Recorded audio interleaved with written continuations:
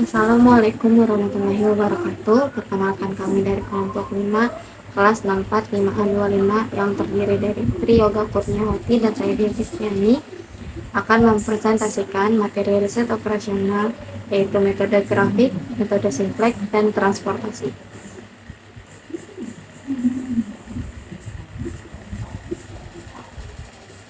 Satu, metode grafik.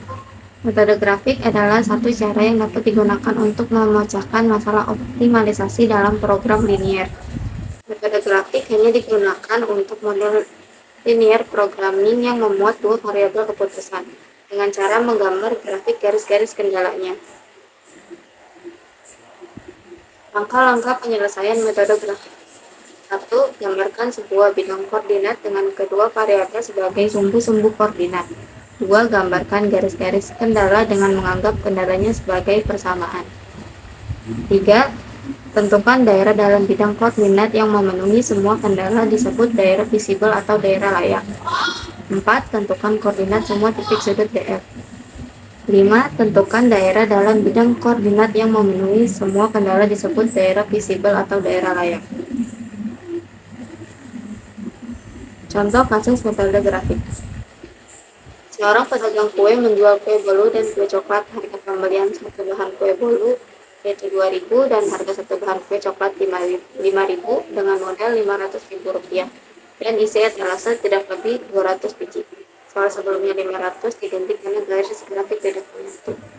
Jika kue bolu laku 300 per potong dan kue coklat 800 per potong, berapakah kue bolu dan kue coklat yang harus dijual untuk mendapatkan keuntungan yang optimal? Harga bahan baku kue bolu 2.000, kue coklat 5.000 dan batasannya 500. Isi etalase kue bolu X, kue coklat Y, batasannya 200. Fungsi tujuan kue bolu Rp300 dan kue coklat Rp800. Fungsi tujuan Z sama dengan 300X plus 800Y. Fungsi kendala 2000X plus 5000Y kurang lebih sama dengan 500.000. X plus Y kurang lebih sama dengan 200. X, Y lebih besar sama dengan 0. Mencari titik koordinat X, Y. 2X plus 5Y sama dengan 500. X sama dengan 0. 5Y sama dengan 500. Y sama dengan 500 dibagi 5 sama dengan 100. Y sama dengan 0. 2X sama dengan 500. X sama dengan 500 dibagi 2 yaitu 250. Titik koordinat yang didapat 250,100. X plus Y sama dengan 200. X sama dengan 0. Y sama dengan 200. Y sama dengan 200 sebagai 1 yaitu 200. Y sama dengan 0. X sama dengan 200. X sama dengan 200 dibagi 1 sama dengan 200. Titik koordinat yang didapat yaitu 200,200.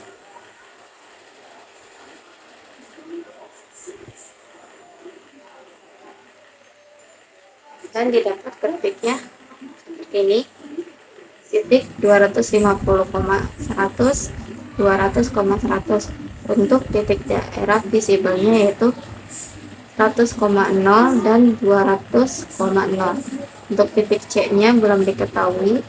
Cara mengetahuinya yaitu dengan cara mengeliminasi persamaan. Mengeliminasi persamaan 2000X plus 5000Y sama dengan 500. X plus Y sama dengan 200. Yang atasnya dikali 1, bawahnya dikali 200. 2000X dikali 1 sama dengan 2000X. 5000Y dikali 1 sama dengan 5000Y. 500 dikali 1 sama dengan 500. X dikali 2000 yaitu 2000X. Y dikali 2000, 2000Y. 200 dikali 2000Y sama dengan 200 dikali 2000 sama dengan 400. 2000X dikurang 2000X sama dengan 0. 5000Y dikurang 2000Y 3000Y. 500 dikurang 400 100. Y sama dengan 100 dibagi 3000 yaitu 33. X plus Y sama dengan 200. X plus Y nya 33 sama dengan 200. X sama dengan 200 dikurang 33 yaitu 167. Jadi titik koordinat dari visible-nya titik C 167,33. Z sama dengan 300X plus 800Y. Titik koordinat daerah visible 0,100 sama dengan 300 dikali 0 ditambah 800 dikali 100 sama dengan 80.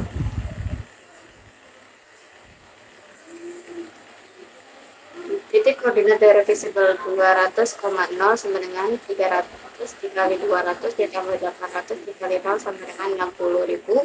Titik koordinat dari visible 167,33 sama dengan 300 dikali 167 ditambah 800 dikali 33 sama dengan 76.500. Jadi pendapatan maksimum yang diperoleh adalah 80.000 rupiah dengan hanya menjual 100 kue coklat.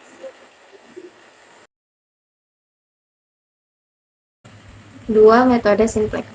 Metode simplex merupakan salah satu teknik penyelesaian dalam program linier yang digunakan sebagai teknik pengambilan keputusan dalam permasalahan yang berhubungan dengan pengalokasian sumber daya yang optimal. Sama dengan soal sebelumnya di metode grafik, harga bahan baku kue bolu 2000, kue coklat 5000, batasannya 500.000. Isi etalase kue bolu X1, kue coklat X2, batasannya 200, harga satuan kue bolu 300, dan kue coklat 800. Menentukan fungsi tujuan dan fungsi-fungsi kendala. Misalnya X1 sama dengan kue bolu dan X2 kue coklat, fungsi tujuan Z sama dengan 300 X1 ditambah 800 X2, fungsi kendalanya 2X1 ditambah 5X2 kurang lebih sama dengan 500 X1 plus X2 kurang lebih sama dengan 200 X1, X2 lebih besar sama dengan 0. Mengubah fungsi tujuan dan fungsi-fungsi kendala ke bentuk standar simplex. Z dikurang 300 X1 min 800 X2 sama dengan 0, 2X1 plus 5X2 tambah X1 sama dengan 500, X1 plus X2 dikali X2 sama dengan 200. Membuat tabel simplex awal, yaitu Z ketemu Z1 min 3 min 8 0 0 0.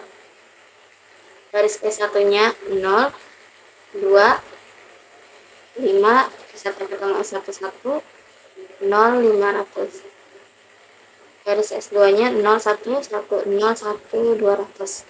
Selanjutnya menentukan kolom kuncinya, yaitu dengan cara melihat pada baris Z dengan nilai terkecil negatif, yaitu ada di minus 8.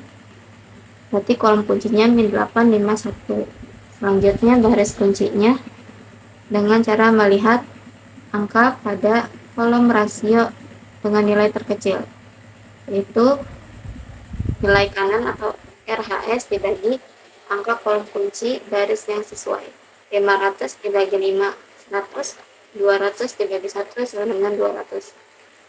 Berarti garis kuncinya yaitu 2 5 1 0 500.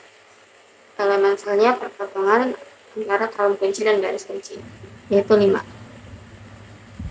Selanjutnya melakukan iterasi dengan menentukan baris kunci baru dan baris lainnya termasuk Z. Membuat baris kunci baru yaitu baris lama dibagi elemen sel. 2 5 1 0 500 dibagi 5.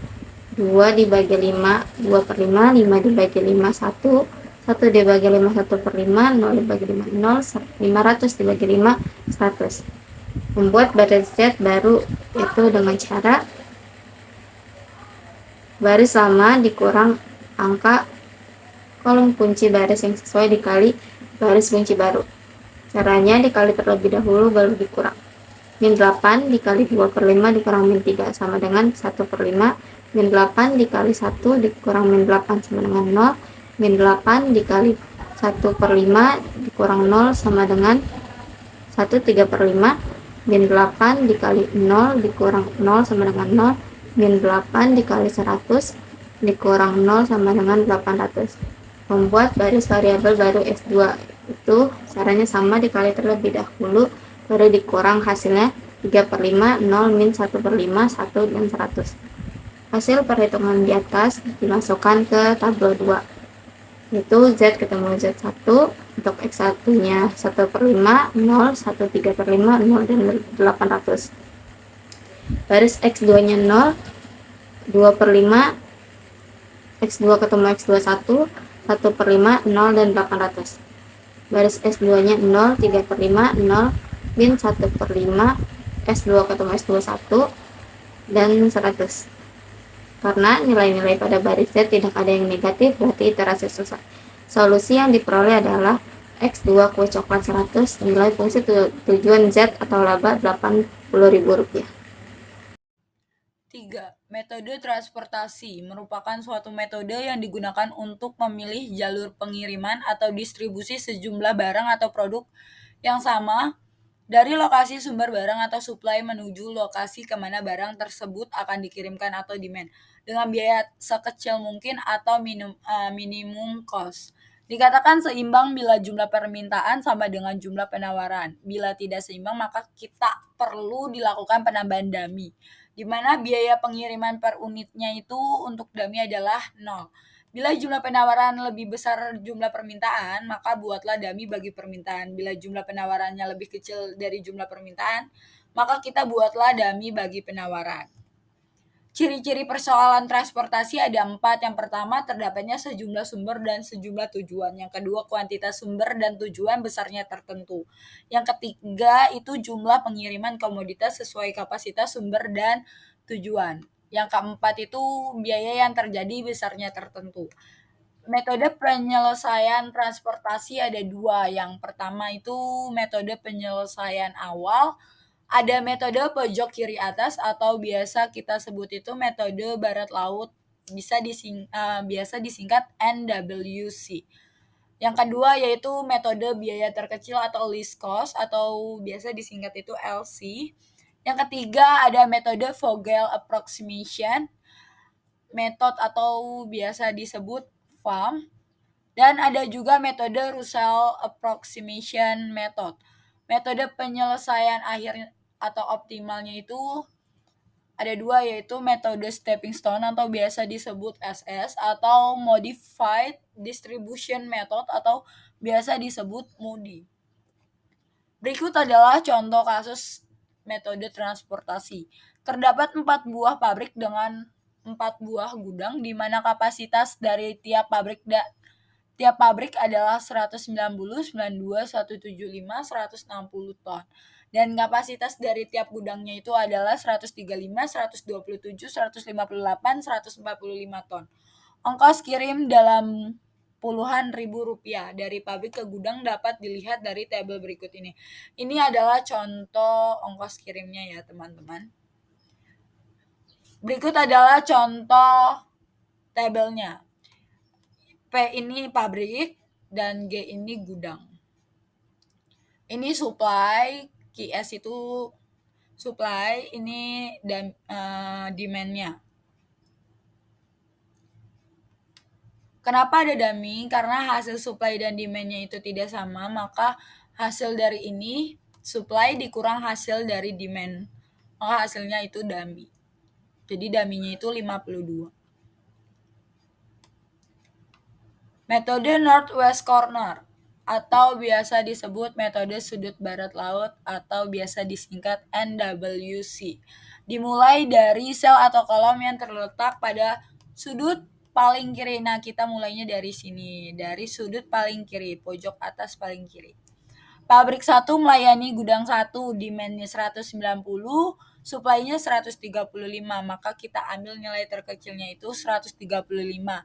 Maka supply-nya sudah terpenuhi semuanya, jadi sudah tidak bisa mengirim ke gudang berikutnya. Berarti demand-nya itu kan 190 dikurang 135 masih sisa 55.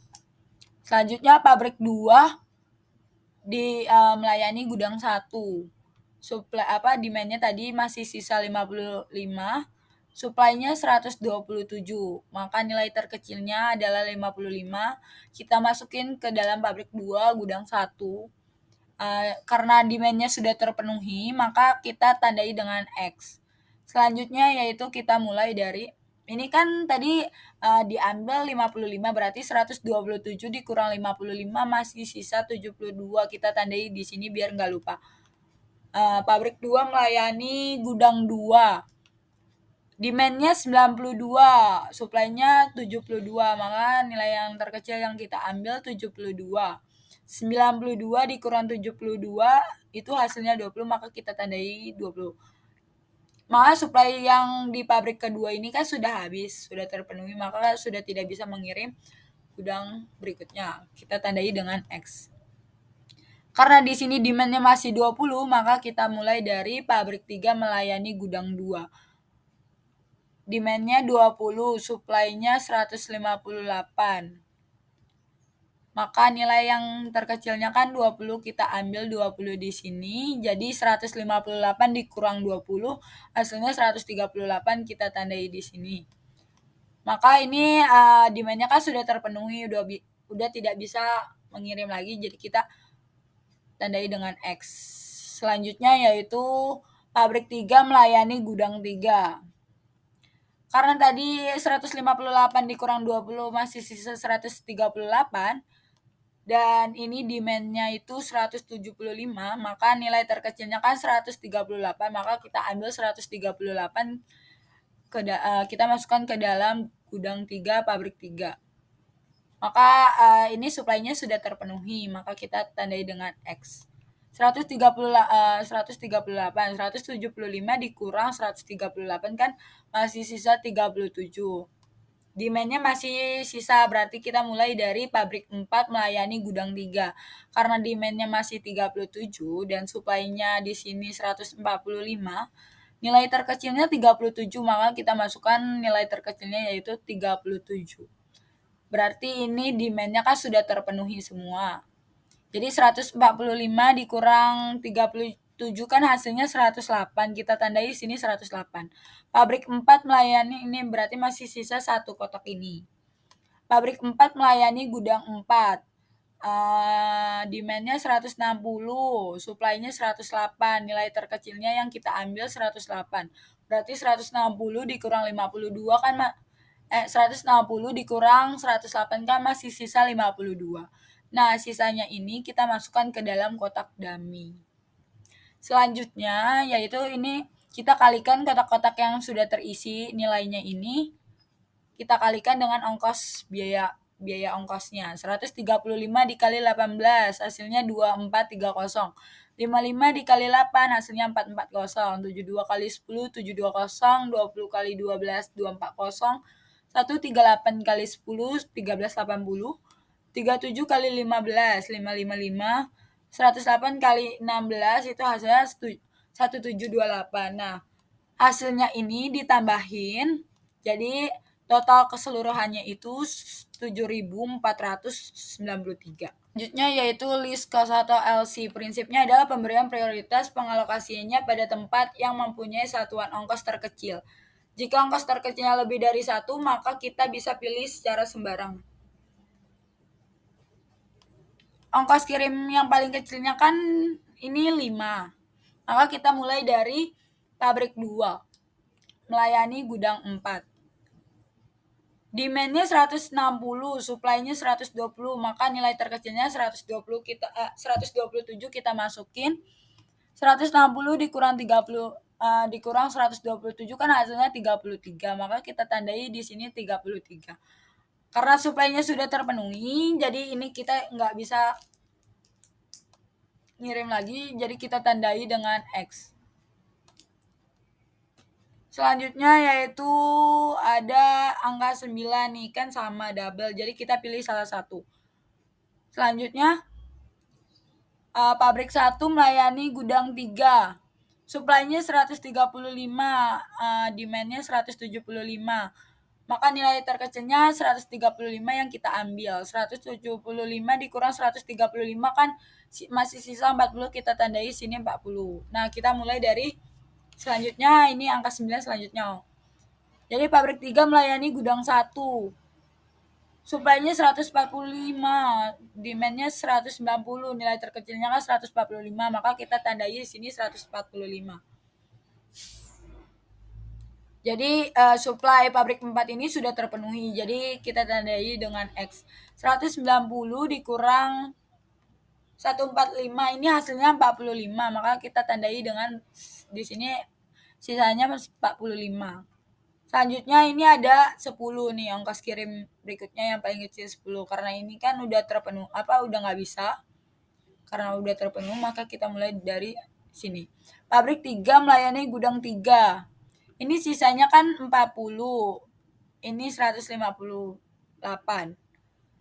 Jadi nilai terkecilnya 40, kita masukin ke dalam pabrik 3 gudang 3-nya 40. Ini demand-nya sudah habis, maka kita tandai dengan X. Dan ini 158 dikurang 40 kan 118. Kita tulis di sini 118 biar nggak lupa. Selanjutnya itu ada 12 nih, 12-nya ada 3 nih yang masih kosong. Berarti kita mulai dari bebas mau pilih dari mana, tapi saya coba dari pabrik 3 melayani gudang 4, yaitu kan sisanya tadi demand-nya itu 33 dan ini supply-nya itu 118, maka nilainya yang kita ambil itu 33. Jadi 118, ini demand-nya kan sudah habis, berarti kita tandai dengan X. Kita tandai dengan X. Selanjutnya yaitu ini kan 118 dikurang 33 kan hasilnya 85. 85, maka kita tandai di sini 85. Selanjutnya 12 di pabrik 3 melayani gudang 1. Tadi demand-nya masih sisa 45. Ininya masih sisa 85, maka kita masukin nilai terkecilnya 45. Maka 85 dikurang 45 hasilnya kan 40. Ini demand-nya sudah terpenuhi, maka kita nggak bisa melayani gudang 1 lagi, maka kita tandai dengan X. Dan selanjutnya kan masih sisa 40 nih, pabrik 3 masih sisa kotak ini 1. Berarti pabrik 3 melayani gudang 2.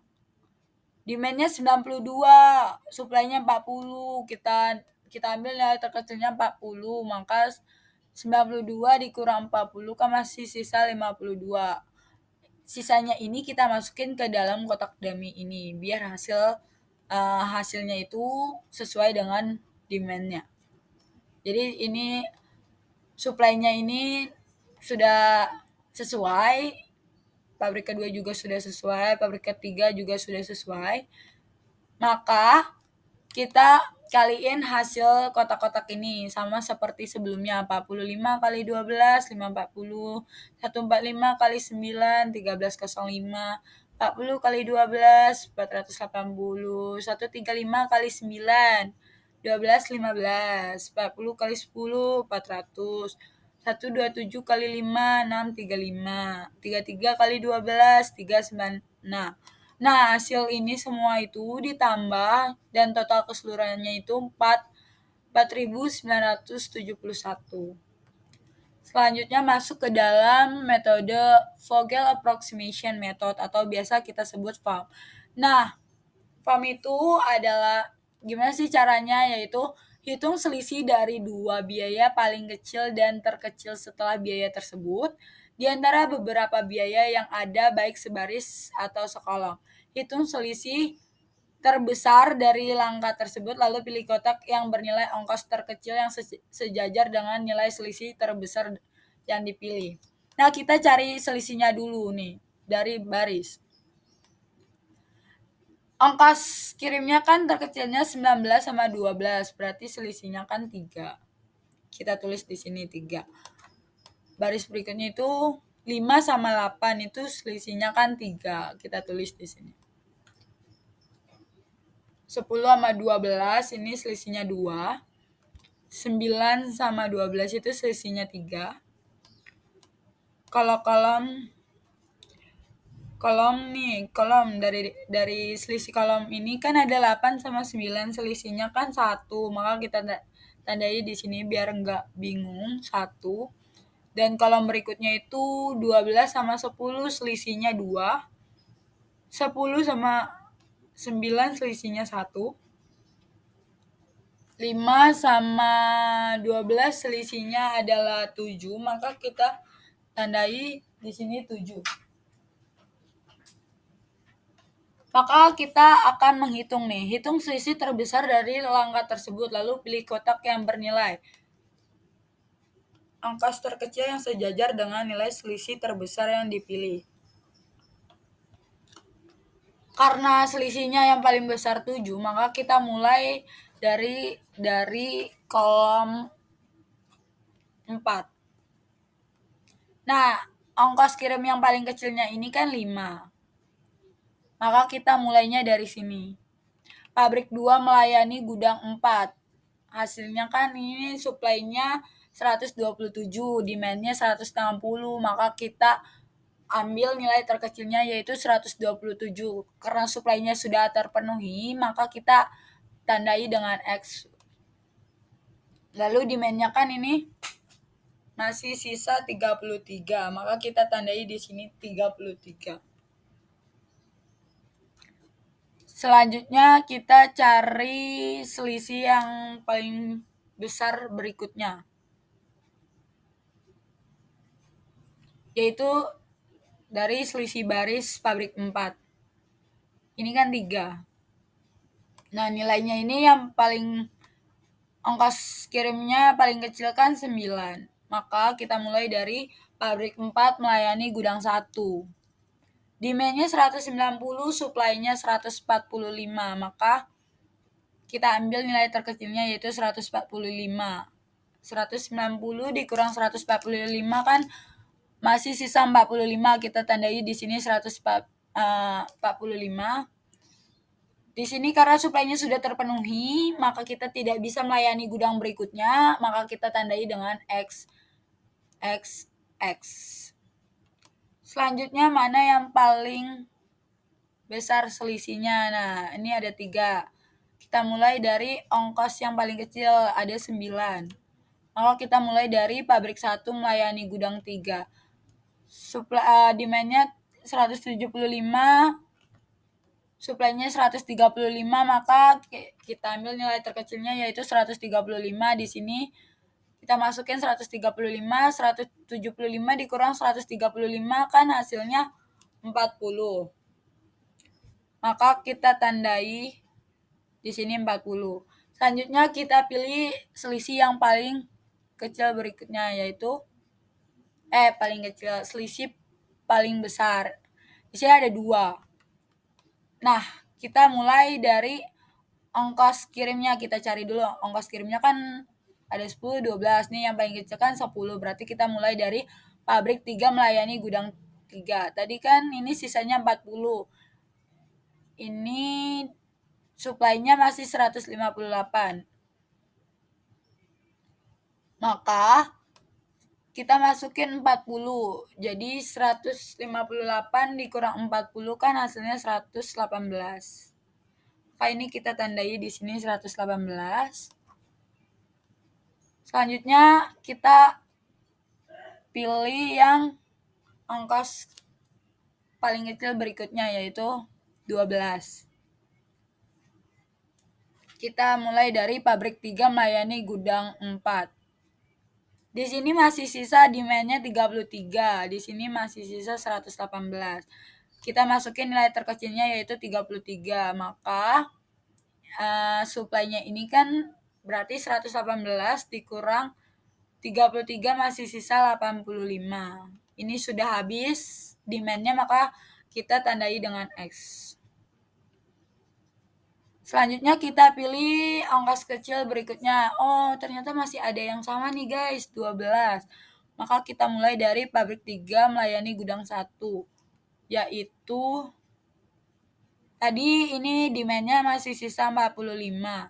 Supply-nya masih sisa 85. Maka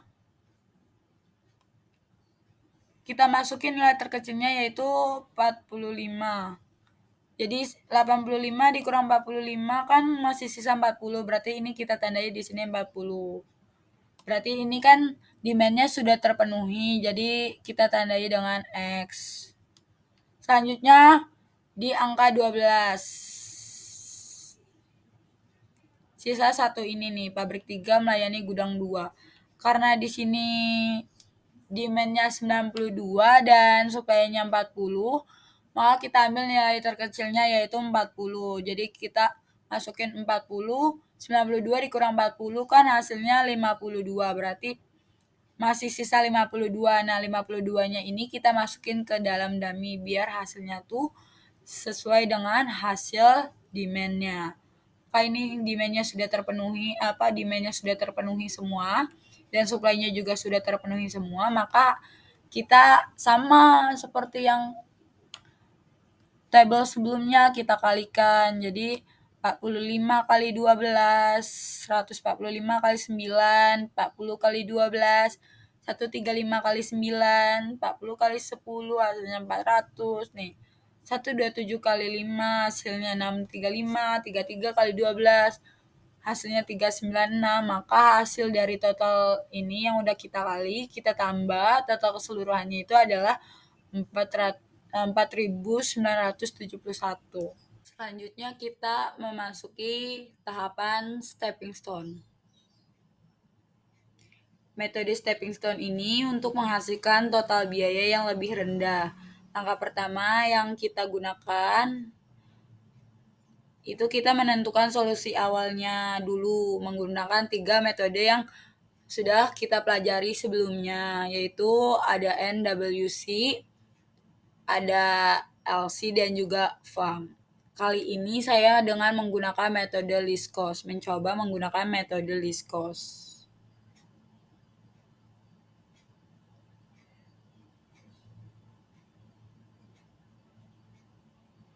Prinsip solusi dasar dalam permasalahan transportasi adalah menentukan apakah suatu rute transportasi yang digunakan di dalam itu adalah sebuah sel yang kosong akan menghasilkan total biaya yang lebih rendah.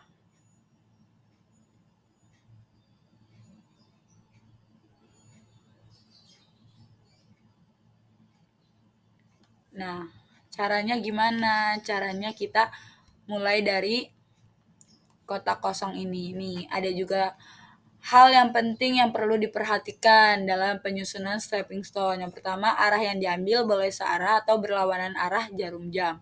Yang kedua, hanya ada satu jalur tertutup untuk setiap kotak kosong. Yang ketiga, jalur harus mengikuti kotak terisi maupun kotak kosong yang sedang dievaluasi. Yang keempat, baik kotak terisi maupun kotak kosong dapat dilewati dalam penyusunan jalur tertutup.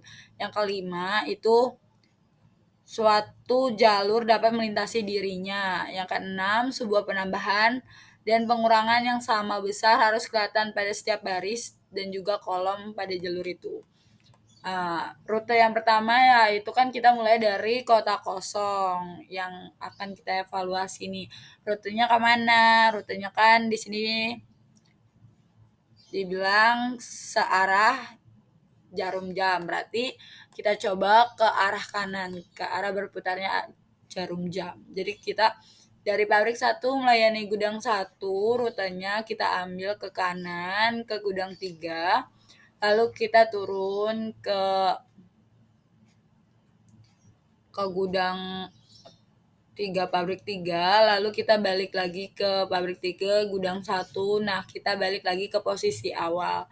Gudang 2 pun sama begitu rutenya, ke arah kanan, lalu turun lagi ke arah jarum jam, berputarnya jarum jam, lalu balik lagi ke kiri, lalu naik lagi ke posisi awal.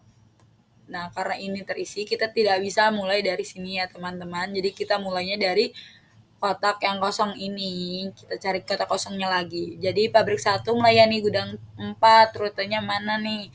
Ke arah bawah, lalu ke kiri, lalu naik lagi ke posisi awal. Dan pabrik 2 melayani gudang 1, rutenya ke arah jarum jam, berarti ke kanan. Kita cari nih, mana yang bisa. Nah, berarti kita harus melewati batu loncatan ini ke arah kanan ini yang ada kotak isinya, yang ada kotak angkanya, terus balik lagi ke bawah, lalu balik lagi ke posisi awal.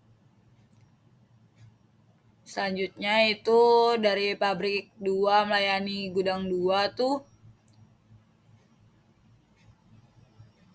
dari sini ke bawah, lalu ke arah kanan ke gudang 4, lalu naik lagi ke gudang 4 pabrik 2, lalu balik lagi ke posisi awal. Nah, ini juga sama teman-teman.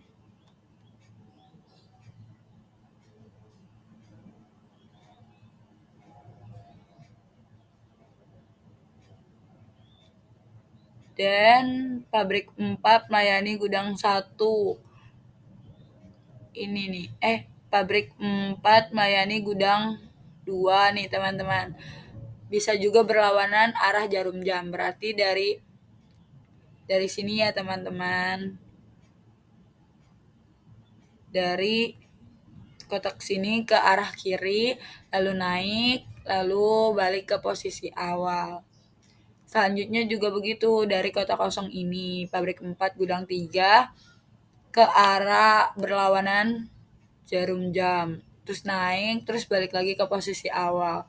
Selanjutnya juga sama, yang pabrik 4 melayani gudang 4. Berlawanan arah jarum jam. Kita cari kotak terisinya, nah kita balik lagi ke posisi awal. Nah ini pun juga sama nih teman-teman. Ini pabrik 2 ke arah kanan, terus balik. Kalau sudah berarti kita tinggal menghitung ongkos biayanya. Kan tadi kita mulai dari sini P1, G1, berarti caranya tuh ini plus, terus ke arah kanan itu minus.